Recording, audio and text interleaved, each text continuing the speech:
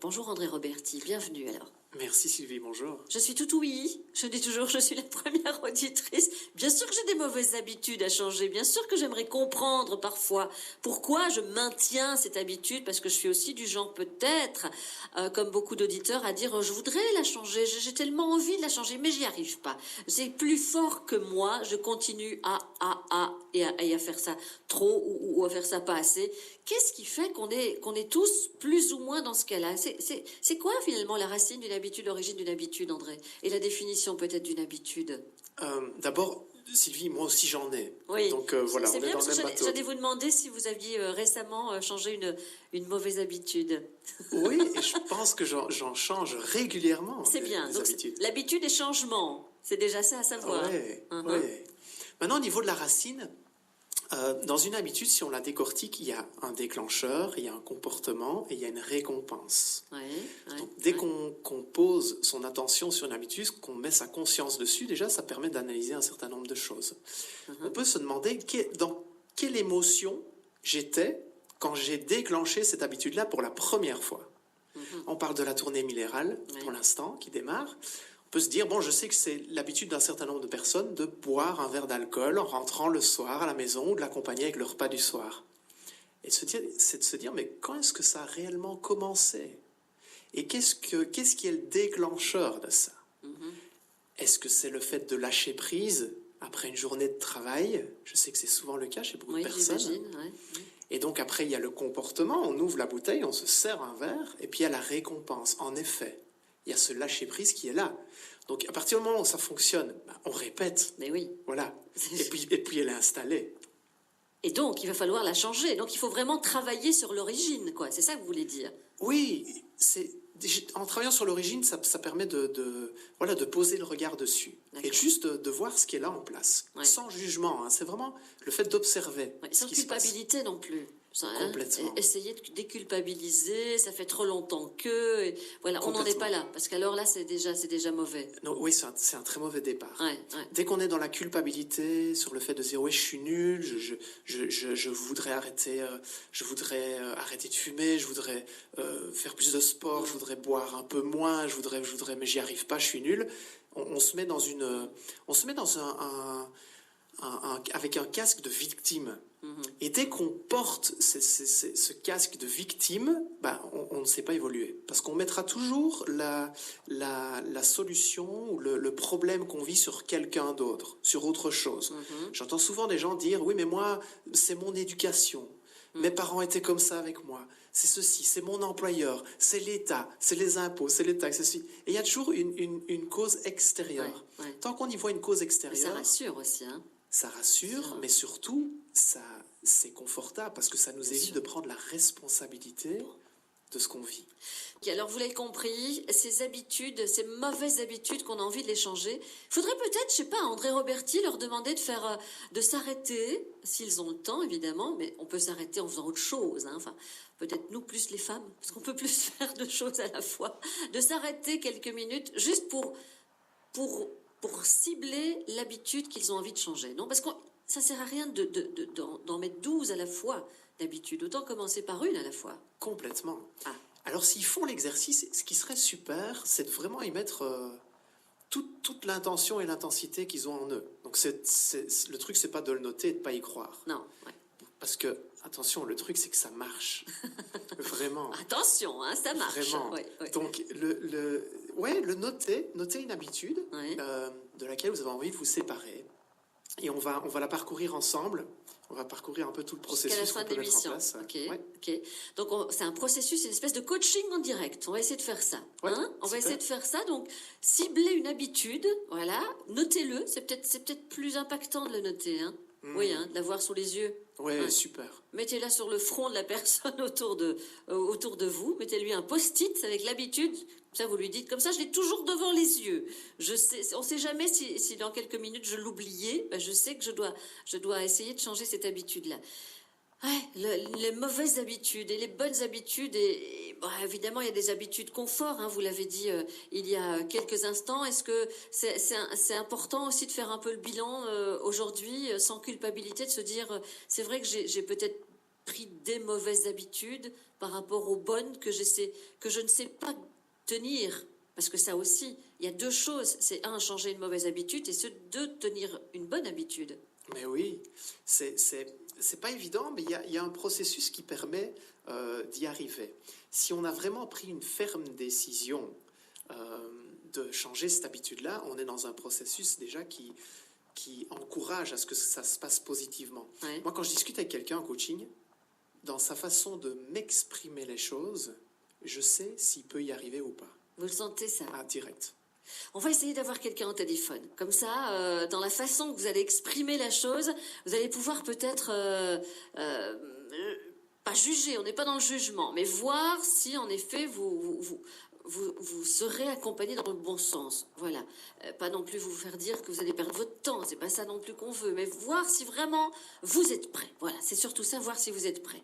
Et on vient de se le dire hors antenne, j'ai parfois l'impression, et vous aussi vous me l'avez confirmé, que parler d'une bête mauvaise habitude, parce que parfois ça peut paraître, oui, une habitude pas importante ou pas, mais parfois dans le plus profond des personnes, comme vous l'avez dit, il y a toutes les croyances, toute l'éducation aussi, c'est important, c'est comme une mise à nu finalement de parler d'une mauvaise habitude qu'on a envie de changer.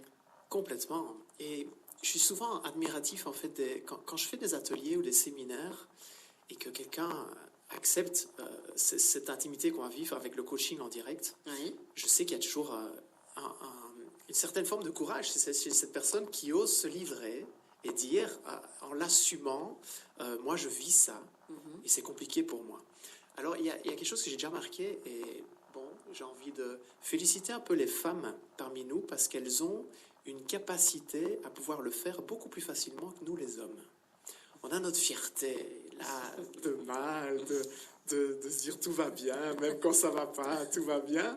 Les femmes sont elles partagent beaucoup plus ce qu'elles vivent en fait. Donc voilà, c'est quelque chose que j'ai remarqué et je trouve ça admirable en fait, d'avoir cette authenticité, le fait de se dire oui, moi je vis ça, Oui, et oui.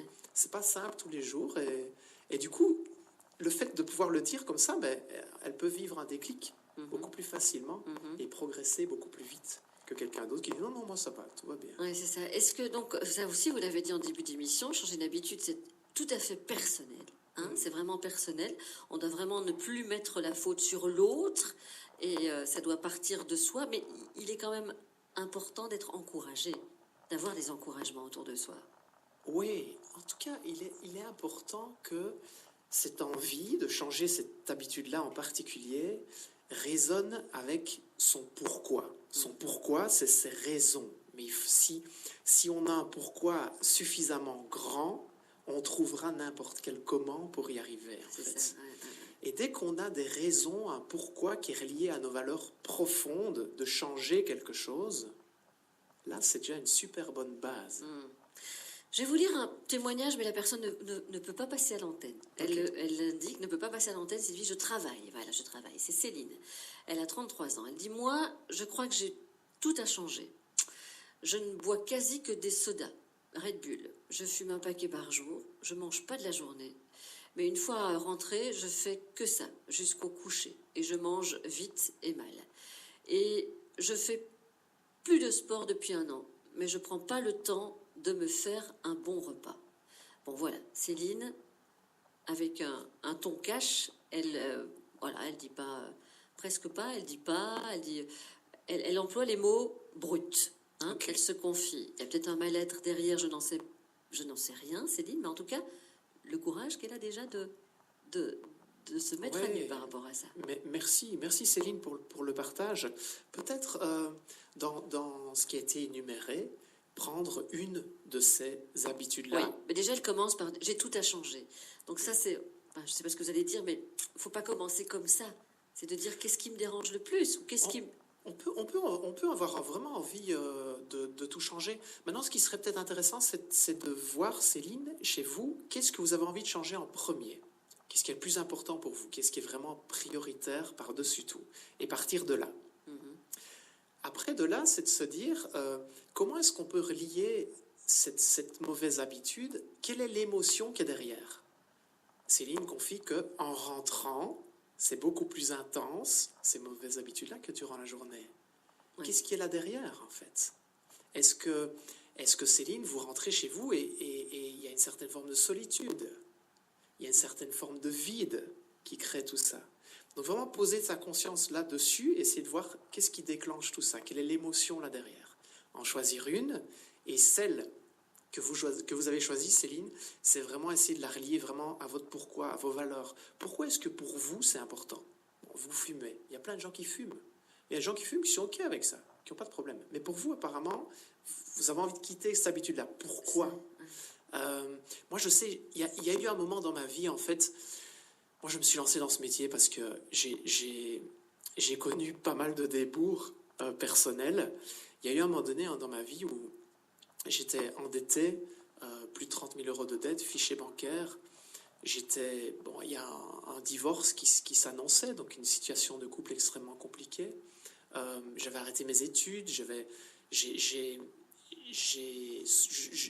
dépensé énormément d'argent dans les sorties, dans l'alcool, même dans la drogue. Et j'ai remarqué quelque chose, c'est que moi, c'était ma façon d'apaiser mes émotions, de mettre un couvercle dessus. Et donc, je fumais, je buvais, etc. Et pour moi, c'était une façon de sortir de mon quotidien, de sortir de ces émotions qui étaient trop intenses, qui étaient difficiles à vivre. Et donc, par ces addictions, entre guillemets, par ces mauvaises habitudes, c'était pour moi l'occasion de mettre un couvercle dessus. Bon, il y avait aussi la nourriture, le sucre, qui est quand même, qui permet un super changement d'état instantané. Quand on mange du sucre, on transforme l'émotion. Bon, il y a des effets secondaires, mais ça a le mérite de fonctionner. Mais pourquoi je vous raconte ça? C'est pour vous expliquer vraiment les pourquoi qui étaient là derrière, qui étaient très solides, les raisons qui étaient reliées à mes valeurs. C'était que je savais que si je sortais de ça, j'ai des valeurs extrêmement ancrées chez moi qui sont celles du partage, de la transmission, le fait d'aider les autres. Si j'arrivais à régler ça, je pourrais un jour aider des gens à y arriver aussi. Et waouh! Chaque fois que je me connectais à ça, à ce pourquoi qui était vraiment relié à mon cœur, à mes valeurs, ça me donnait de la force, ça me donnait de la motivation, de l'envie, de l'inspiration d'y arriver, en fait. Wow. Et vous aviez 30 kilos de plus. Vous m'avez confié ça, parce que vous mangiez de trop en plus du reste. Merci de nous confier en tout cas votre vécu à vous. C'est Raymond dans quelques instants qui accepte de témoigner sur le sujet. Il tente de se séparer de plusieurs mauvaises habitudes. Si tu veux changer tes résultats, tu dois changer tes actions. Si tu veux changer tes actions, tu dois changer tes habitudes. Et si tu veux changer tes habitudes, tu dois changer ta façon de penser. Ah, où est-ce que je me suis inspirée de qui, là, pour dire ça? De vous, André. Sylvie, c'est ma phrase préférée. Mais je suis sur votre site. Je suis sur votre site, donc voilà. Voilà, j'ai vu le mot habitude et ça me parle. André Roberti, notre invité d'aujourd'hui. Je mettrai de toute façon son site en ligne parce que ce site m'invite aussi à avoir 4 vidéos gratuites pour aller voir un petit peu ce que vous faites, André, et vous en faites des choses, apparemment. Je rappelle que vous êtes coach et conférencier dans le domaine de la santé et du développement personnel. Bonjour Raymond, bienvenue. Bonjour Sylvie, bonjour André. Dans cette émission, vous tentez de vous séparer de plusieurs mauvaises habitudes, mais vous ne trouvez pas le point de départ. Voilà, et déjà je me suis rendu compte après avoir envoyé mon SMS que le mot tenter était déjà peut-être un frein à l'action. Oui, c'est quand on l'entend prononcé par quelqu'un d'autre, hein, on se dit. Voilà, voilà. Et donc ce que je veux dire, oui voilà, en fait bon, j'ai plusieurs mauvaises habitudes, la cigarette, l'alcool, et alors aussi évidemment ma réactivité par rapport votre côté sanguin. Ma vitesse le côté sanguin de la personne par rapport à un enfant qui vous énerve le soir en fin de journée, qui n'est pas un ado de 13 ans, vous connaissez, vous savez ce que c'est. Parfois on n'est pas toujours d'accord et ça peut créer des conflits. J'en parle souvent avec mon épouse, parfois avec mes enfants également. Mais il y a quelque chose de plus fort que moi qui m'empêche de rester calme sur le moment et je m'en veux beaucoup après. Je peux lire votre message, Raymond, parce que je trouve que les mots, parce que j'ai lu André, il m'a dit que c'est un excellent message. Vous dites Raymond, et c'est ça sur lesquels je pense il va rebondir. Je ne trouve pas, dit Raymond, je ne trouve pas le point de départ, je ne visualise pas ma vie après. J'ai peur que je ne puisse pas gérer une autre vie. Enfin, André, que dire par rapport à ça? Parce que ces mots-là sont porteurs, quoi. Ça fait... Complètement. C'est très dur de dire ça. Oui, et Raymond, vous pouvez réagir pour faire le retour et me dire si ça a du sens pour vous.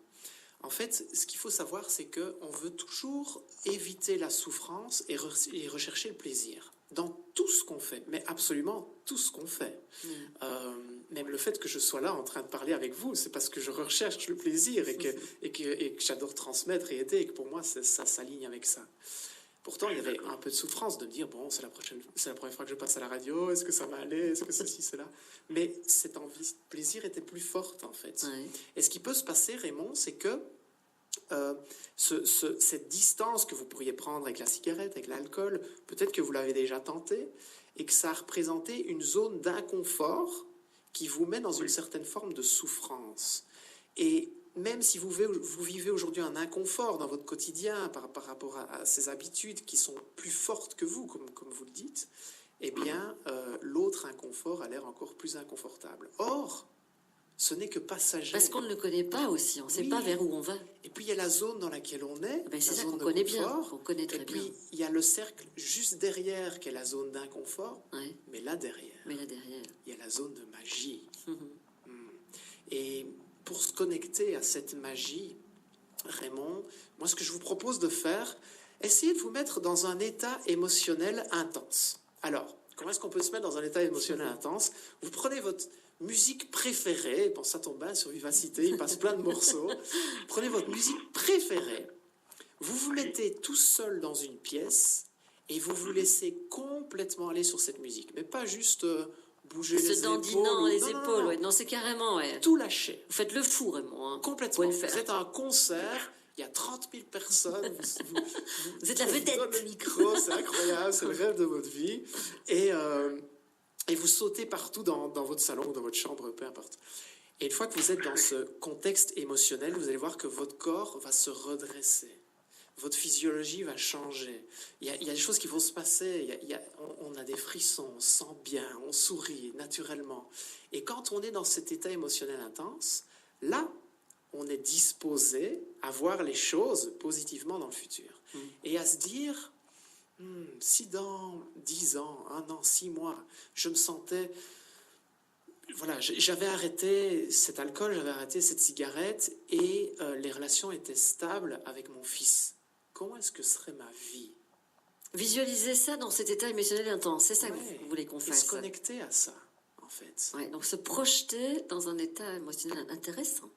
Ça m'intéresse. De se connecter à ça, et puis de se dire, bon, pourquoi est-ce que j'ai vraiment envie de vivre ça? Quelle vie est-ce que j'ai vraiment envie de vivre? Qui est la personne, qui est le Raymond là, qui est plein de vie en moi et qui ne peut pas s'exprimer, en fait. D'accord. J'entends aussi qu'il y a une question de gestion des émotions. C'est-à-dire que le fils de Raymond, voilà, il y a des moments de tension. Il est certainement un moment de sa vie où il est adolescent, forcément, il est en contradiction avec plein de choses. Et ces moments de tension semblent impacter Raymond assez fort. Et donc, la cigarette, l'alcool peut être un réconfort. Donc, on revient sur le principe de déclencheur, comportement, récompense. Et cet inconfort qui est provoqué par cette émotion pas agréable à vivre. Bon, Raymond, moi, je peux peut-être vous inviter à faire une liste de toutes les choses qui pourraient vous apporter du réconfort à ce moment-là. Et pas justement l'alcool et la cigarette. Hein? Donc d'autres choses qui m'apportent des réconforts. Et toujours dans ce moment d'émotion intense, toujours à son concert devant 30 000 personnes, avec son micro en main. Bon, d'accord. Bon, d'abord, on fait le concert. Oui. Et puis on note. Je note pour moi aussi parce que c'est assez sympathique ça. Ça me plaît bien. Merci Raymond pour votre intervention. Il va falloir le faire maintenant. Il va falloir le faire. Comment changer une habitude? On en parle aujourd'hui. L'origine, la racine d'une habitude pour mieux la comprendre. On en a parlé avec André Roberti en début d'émission. On a cité les croyances, on a cité l'éducation, on a cité l'expérience. Comment se motiver pour changer à long terme? Vous nous avez fait baigner quand même dans un instant d'émotion intense avec l'exercice que vous avez demandé à Raymond de le faire. Vous m'avez même dit hors antenne, Sylvie, parce que tout ce que vous avez dit à Raymond, ça peut s'appliquer à tout le monde qui nous écoute, bien sûr, et qui veut changer une mauvaise habitude. Vous m'avez même dit que Raymond se fasse filmer peut-être par sa femme, par quelqu'un d'autre, et après lui projeter.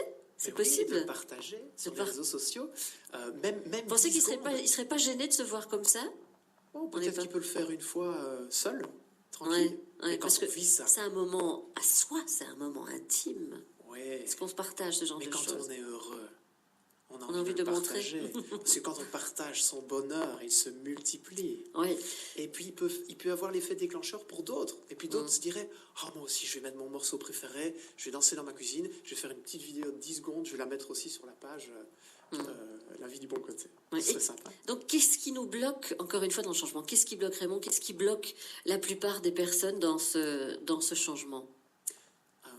On va peut-être reprendre la phrase que vous avez lue tout à l'heure sur mon site. D'accord. Quand on veut changer ses résultats, il faut changer ses actions. Quand on veut changer ses actions, on doit changer ses habitudes. Quand on veut changer ses habitudes, on doit changer sa façon de penser. Donc la base de la base, c'est la façon de penser. C'est quelles lunettes on porte avec lesquelles on décode la réalité. Je pense que à la base, c'est ça qui bloque.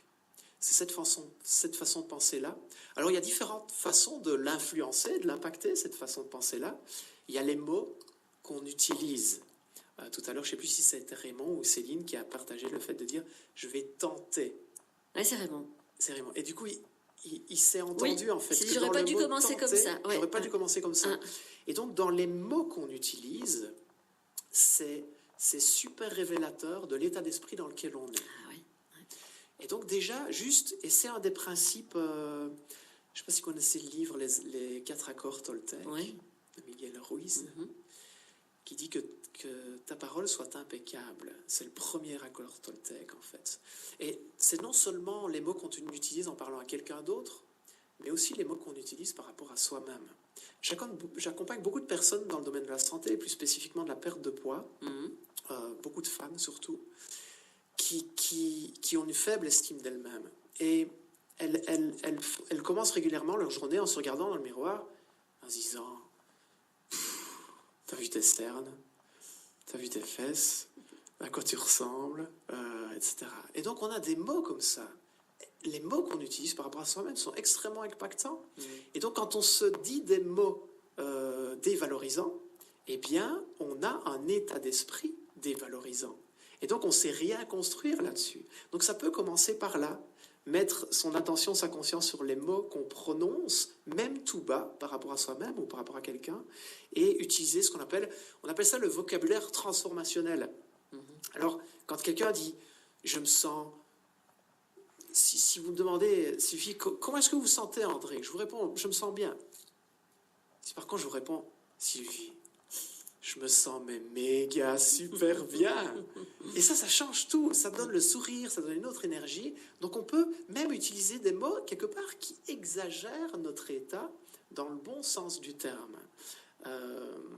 Deuxième chose, on a parlé des mots par rapport à cet état d'esprit. On peut parler des mouvements, de la physiologie. C'est un peu ce que j'ai voulu faire passer. Se redresser, ne pas être le dos courbé, portant tous les poids du monde. Complètement. En gros, c'est ce qui se passe quand on danse. C'est pour ça que je proposais cet exercice tout à l'heure. On lève les bras, on tape dans les mains, on saute partout. On est déjà dans un autre état d'esprit, en fait.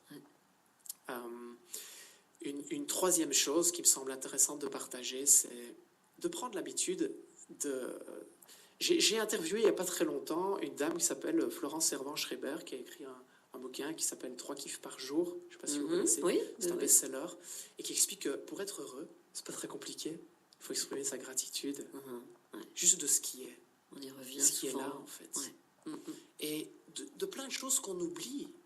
Moi, je suis ici, j'ai plein de gratitude. J'ai plein de gratitude que vous m'ayez invité. J'ai plein de gratitude qu'on partage ce moment ensemble. J'ai plein de gratitude qu'il y ait de l'électricité ici, qui fasse qu'on puisse partager ce message, qui fasse bon dans cette pièce. Et quand on se concentre régulièrement sur cette gratitude, eh bien, ça change l'état d'esprit. Vous savez, je vais vous dire un petit secret. Quand je me lève le matin, la première chose que je fais, je m'envoie un SMS. À vous-même? À vous-même? Ce qui est formidable, c'est que je ne sais pas si c'est comme ça sur tous les smartphones, mais sur la marque que j'ai, quand je m'envoie à moi-même bon anniversaire, le téléphone répond en disant bon anniversaire, et en plus il y a plein de petits ballons qui se mettent sur l'écran. C'est incroyable. Et je me lève chaque jour en me disant, c'est mon anniversaire. Excellent, d'accord. J'avais jamais entendu parler de ça. Ouais, et dans cet état d'esprit, les solutions, elles sont là. Le brouillard, il se dissipe, en fait, dans cette énergie de gratitude. Déjà dans une bonne énergie pour commencer la journée. Ça, c'est clair.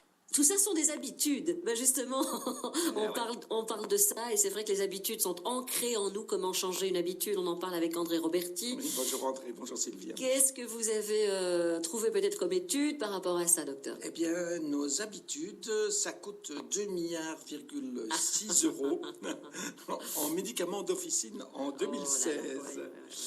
Et en fait, c'est assez intéressant, c'est que le top 10 des médicaments, donc pour une étude des mutualités chrétiennes, qui montre que la consommation de 8 des 10 médicaments les plus remboursés est simplement liée à notre mode de vie. Alors c'est assez interpellant, hein, parce que ça veut dire qu'on pourrait supprimer 8 médicaments sur 10 de ce qu'on prend. Et donc, c'est quoi? C'est l'hypertension, c'est les bronchites, c'est les anticholestérol, les antiacides, les antivirus. Ça fait quand même beaucoup. Ça fait quand même beaucoup.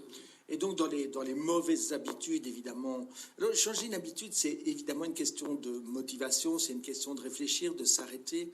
Vous savez, dans la vie, il y a les gens qui essaient et il y a les gens qui font, et les gens qui réussissent. Alors, je vais dire, souvent on entend des jeunes là, qui nous disent « Oui, docteur, je crois que je vais essayer de faire la médecine. » Je dis ben, « Ça sert à rien, perdez pas votre temps. La médecine, on l'a fait, on n'essaie pas. Essayez d'aller à l'UNIF, on n'essaie pas, on y va et on se bat pour réussir. Maintenant, l'échec n'est jamais impossible, mais je crois que les combats ne sont pas les mêmes. Et donc, dans les habitudes, c'est évidemment la même chose. Et donc, ce qu'il faut faire, c'est quoi? C'est supprimer, évidemment, le tabac, supprimer l'obésité, augmenter notre activité physique, évidemment. Et moyennant tout ça, vous imaginez le nombre de milliards qu'on va économiser? Et c'est vrai que changer une habitude, c'est pas facile. Je vois bien les fumeurs qui viennent chez nous, disent « Oui, docteur, est-ce que vous avez quelque chose pour maigrir ou pour arrêter de fumer ?» Mais en réalité, il n'y a rien, il n'y a pas de médicament. Il y a éventuellement, on peut aider, on peut soutenir un peu des changements d'habitude, mais la décision, si elle n'est pas prise, vous pouvez danser sur votre tête. C'est vraiment comme ça. Pour faire le sport, c'est la même chose. C'est « Docteur, je n'y arrive pas », mais mettez-vous sur votre vélo. C'est très très complexe parce qu'il n'y a pas de médicament pour faire rouler vélo. Il n'y a pas de médicament pour vous faire asseoir dessus et il n'y a pas de médicament pour, quand vous rentrez le soir, ne pas prendre votre apéro, vous installer devant la TV en attendant le repas, de manger trop et de boire votre verre de vin pour vous endormir. Effectivement, faire le tour du quartier à pied ou d'aller faire un petit tour en vélo ou d'aller faire un peu de sport, ça change complètement les habitudes et ça va vous permettre de lutter contre toutes les maladies de civilisation, ce qu'on appelle en tout cas de civilisation, et qui pour moi sont des maladies de sauvages. C'est vraiment ça. Bon, voilà, la petite touche médicale, au bon moment. Voilà, au bon endroit. On en fait ce qu'on veut maintenant, mais c'est sûr que c'est important de dire que surtout toutes ces mauvaises habitudes, ça coûte cher. Ça coûte cher en argent, ça coûte cher en santé, ça coûte cher en plein de choses, quoi. Et c'est sûr qu'encore une fois, vive les changements qui se font petit à petit. C'est sûr qu'on ne change pas une mauvaise habitude du jour au lendemain. Ça se fait petit à petit aussi. Et c'est pas facile. Mais on peut y arriver. Voilà. Je vous jure qu'on peut. Mais ça en vaut la peine. Merci, docteur. Vous m'avez dit aussi quelque chose d'extrêmement important hors antenne. Et j'ai retenu parce que vous m'avez interpellé sur ce que vous m'avez dit.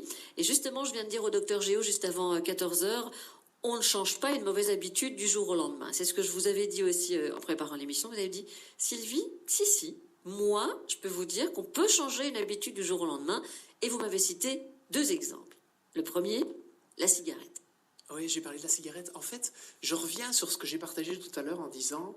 Ce qu'on veut tous, c'est éviter la douleur et on recherche le plaisir. Oui. Donc, si on associe, le concept est extrêmement simple. Et ça permet de changer n'importe quelle habitude. Oui, c'est ça, l'appliquer pour d'autres habitudes. Oui. Si on associe une intense douleur à l'habitude qu'on veut quitter et un intense plaisir à l'habitude qu'on veut atteindre, qu'on veut mettre en place, c'est gagné. Prends un exemple. On a parlé tout à l'heure du café et on a parlé de la cigarette. On a pris ces 2 exemples-là. Quelqu'un qui voudrait arrêter le café, il sait, ok, c'est pro-inflammatoire, il a envie de passer à autre chose, il a envie de se dynamiser avec autre chose, eh bien, il suffit d'associer une intense douleur au fait de boire du café. Comment est-ce qu'on peut vivre un moment désagréable en buvant du café? Bon, peut-être que déjà froid, il est déjà nettement moins savoureux. Peut-être que s'il traîne 2 semaines sur la pluie de fenêtre, il l'est encore Vous moins. n'allez pas nous faire ça quand même. Peut-être que si on rajoute dedans, je sais pas, une petite épice, du paprika ou quelque chose comme ça, il sera encore moins savoureux. Et c'est de le boire tous les jours. Et en associant cette douleur à cette habitude de boire du café... On ne pourra plus jamais en boire. Ben non, Oh. mais par contre, il faut mettre une bonne habitude derrière. Quoi, par exemple? Boire de l'eau. On est en pleine tournée minérale. Oui. Et donc, c'est associé en intense plaisir en buvant de l'eau. Bon. Vous allez me dire, oui, non, ouais, ok. Expliquez-moi comment associer un intense plaisir en buvant de l'eau. Eh oui, Hein? l'eau, c'est transparent, ça n'a pas de goût. On va prendre un exemple. L'eau, on va vraiment aller chercher l'eau qu'on a vraiment envie de boire. Celle du robinet ou une marque en particulier en bouteille, mais vraiment l'eau qu'on a envie de boire. Et on peut s'installer dans une sorte de procédure, de cérémonie. Et de se dire, je ne vais pas la mettre dans un petit gobelet en plastique. Non, non, je vais la mettre dans mon plus beau verre. Et pourquoi pas même dans une coupe de champagne. Et j'ai cette coupe de champagne avec cette eau que j'ai désirée, qui est là en face de moi. J'ai vraiment soif. Je vais aussi mettre ma musique préférée. Celle qui me met vraiment dans un état de bien-être, de douceur, de bienveillance avec moi-même. Je peux peut-être même mettre une photo d'un moment en vacances que j'ai adoré. Et donc, on met un contexte de plaisir dans l'acte de boire. D'accord, ok. Et là, du coup, en dégustant cette eau, en la savourant, en voyant tout le bienfait qu'elle fait à notre corps, en éprouvant de la gratitude qu'elle soit là dans ce verre, qu'on puisse se désaltérer par rapport à ça, eh bien, on associe un intense plaisir à cette nouvelle habitude. Bon, le truc, c'est pas à chaque fois de le faire à vie, mais au moins le temps que l'habitude s'installe. C'est ça. En fait. Bon, est-ce qu'il faut 21 jours pour qu'une habitude s'installe? Parce que ici, ça peut être très rapide. Allez, prenons peut-être pour l'exemple de la cigarette. Hein, la cigarette. Vous m'avez dit, hors antenne, Sylvie, moi je connais des personnes qui, pour se dégoûter de la cigarette, pour plus fumer, je leur ai conseillé de mâchouiller un mégot de cigarette. Complètement. Vous avez fait ça? Oui, et ça marche. C'est incroyable. Ouais. Bon, c'est un moment d'intense douleur. Hein. Ouais. Ça, c'est sûr. C'est vraiment dégueulasse. Mais du coup, on associe à la cigarette ce souvenir dégueulasse d'intense douleur. Et du coup, on peut mettre une autre habitude avec un intense plaisir. Ça me rappelle que je devais avoir 16 ans, 15 ans, 16 ans. J'étais à l'école chez les Flamands. J'étais à l'internat chez les Flamands. Et il y avait un ami, on avait vraiment développé une amitié, et je l'avais plus vu depuis un certain temps, puis il m'avait invité chez lui. Et bon, on était jeunes, on avait envie de gadailler, on avait envie de s'amuser, et il avait réussi à aller chercher chez un voisin une bouteille de genièvre. D'accord. Et bon, dans toute l'intensité qu'on peut avoir quand on a 15 ans, à vouloir aller trouver les filles, à boire trop, etc., eh bien, on avait logé sous tente, et on avait vraiment bu cette bouteille à une grande vitesse. Et j'avais été malade toute la nuit. Et le lendemain, je rentrais chez mes parents. Mais le trajet, je m'en souviens encore comme si c'était hier, mais c'était la croisade, quoi. Vraiment, pour arriver jusque-là, c'était incroyable. J'avais envie de faire arrêter le chauffeur toutes les 200 mètres. Et comme j'avais vécu un moment d'intense douleur lié au fait de boire cette bouteille, je n'ai plus jamais bu de genièvre. De genièvre. Jamais. Non, ça, en général. Mais ça, c'est parce que j'ai ce souvenir. Oui, mais c'est vrai que c'est comme on a une indigestion, quand on a une indigestion de quelque chose, ou qu'on croit que c'est justement ce jour-là qu'on est malade et on a justement mangé ce jour-là quelque chose, on fait le parallèle et on se dit je veux plus manger ça. Oui, voilà. Mais c'est pas ça qui t'a rendu malade. T'étais pas bien au départ. Oui, mais non, je veux plus manger ça. Donc c'est associé aussi. C'est bien parce que là on est dans le concret. Je trouve qu'on est vraiment dans le concret et ça c'est important. Bon. Par où commencer? Ça, c'est une question que je poserai dans quelques instants. On a aussi ce message qui nous est arrivé. Sylvie, 35 ans de mariage avec le cannabis et bien envie de divorcer. Mais pas encore le courage d'en finir. Comment faire? Donc, pensez peut-être à ce message-là pour, dans quelques instants, dire à cette personne Comment commencer par où commencer? Les mots sont forts. Hein. Je veux divorcer. J'ai bien envie de divorcer, mais pas encore le courage. Donc la personne utilise le mot courage. On a Christine qui nous écrit ma mauvaise habitude, Sylvie, c'est de m'énerver très rapidement. Face à la contrariété, je m'entends régulièrement dire que j'agresse verbalement mon entourage. Quand je ne suis pas d'accord avec un comportement, je ne m'en rends pas compte. Et je voudrais réellement changer ce comportement qui me mine et qui me mène aussi vers des conflits en famille. Et puis on a une maman qui dit mon fils est accro au chocolat, j'aimerais tant qu'il change cette mauvaise habitude, il a 12 ans. Bref, par où commencer, André, si on essaie de donner des indications peut-être à toutes ces personnes? Il y a quelque chose qui fait écho, en tout cas, par rapport à tout ce que vous venez de partager, Sylvie, c'est la gestion des émotions. Oui, on y revient, ça semble être vraiment bien là-bas. sûr. Ça pourrait être intéressant qu'on fasse un sujet là-dessus. D'ailleurs, la personne qui communique d'être mariée avec le cannabis, c'est qu'il y a vraiment quelque chose d'émotionnel dans ce lien. Ah oui, par les mots qu'il emploie, alors vous voulez dire, bah oui, c'est sûr. Et donc, dans cette gestion d'émotions, il y a peut-être quelque chose d'intéressant à dire. C'est souvent les gens, ils expriment une émotion parce que beaucoup d'accompagnants, de thérapeutes disent oui, mais il faut que tu ressentes l'émotion, que tu l'exprimes, Et puis alors les gens disent oui, je suis en colère, je suis énervé, je suis contrarié. Et si l'émotion n'était pas toi? Et si l'émotion n'était pas vous et qu'elle vous traversait? Et dire je ressens de la contrariété. C'est complètement différent de dire je suis contrarié. Ou il y a de la colère qui me traverse. Ah, est-ce que c'est vraiment de la colère? Est-ce que c'est pas plutôt une certaine forme de frustration ou il y a une certaine forme de rejet dans ce que l'autre personne vous renvoie quand vous ressentez la colère? Et là, si vous dites oh, c'est ça, et dire je me sens rejeté. Je sens qu'il y a cette émotion de rejet qui me traverse. Et donc, quand on met vraiment sa conscience dessus et qu'on utilise les bons mots, déjà, ça permet à l'émotion de complètement s'apaiser, en fait. Et là, ça permet d'être plus apte et plus à même d'avoir un comportement adéquat dans ce cadre-là. Si ce n'est pas le cas, il faut essayer de trouver des petits trucs. Ça peut être aller marcher, ça peut être sonner à quelqu'un de confiance. Oui, et des astuces pour continuer à long terme, parce que c'est ça aussi. C'est avoir des petites piqûres de rappel sur ce qui va se mettre en place pour longtemps. Ouais. C'est pas j'ai écouté l'émission, ça m'a plu, je vais le faire. Et puis c'est un peu ça finalement les bonnes résolutions qui s'éternisent pas, qui sont trop brèves. On peut prendre l'exemple c'est le papa qui a son fils de 13 ans qui n'arrive pas à arrêter le chocolat, c'est ça? Oui, j'ai bien compris. Oui, c'est ça. On peut imaginer, il y a deux solutions. Et là, on va rebondir sur par où commencer. La première, c'est donc associer la douleur intense à ce qu'on fait. Donc, c'est de dire, le fils, ok, tu manges du chocolat pendant 3 jours d'affilée et tu as droit à 2 verres d'eau par jour. Je vous assure qu'il y a une douleur intense. Parce que quand on mange beaucoup de chocolat, on a très soif. Le chocolat, ça donne soif. Et s'il vit une expérience comme celle-là, le truc, c'est pas de le mettre en danger. On s'entend bien. Mais c'est qu'il vit vraiment une expérience douloureuse. Et ça, c'est une technique. Puis on peut la remplacer par autre chose. Parce que ce chocolat auquel il est addict, il lui apporte quelque chose. Il lui apporte du réconfort, de la douceur, de la tendresse. Peut-être ça peut être l'occasion de lui donner du réconfort, de la douceur, de la tendresse d'une autre façon. Peut-être dans un geste, peut-être dans des paroles, peut-être dans ceci, cela. C'est juste un début de changement. Je voudrais juste prendre 30 secondes. Aurélie qui est avec nous au téléphone. Aurélie, bonjour. Bonjour. Parce que vous êtes psychiatre, psychothérapeute, c'est ça, vous accompagnez les gens à se souvenir que le plus bel outil, c'est eux-mêmes. Et je pense que cette émission vous parle, Aurélie.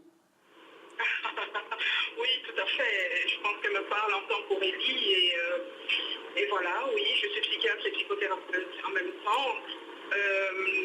On est tous occupés à rencontrer des personnes, c'est vrai, qui nous permettent de nous souvenir que le bel outil, c'est nous-mêmes. Merci Aurélie d'avoir pris le temps de nous envoyer ce message. Merci André.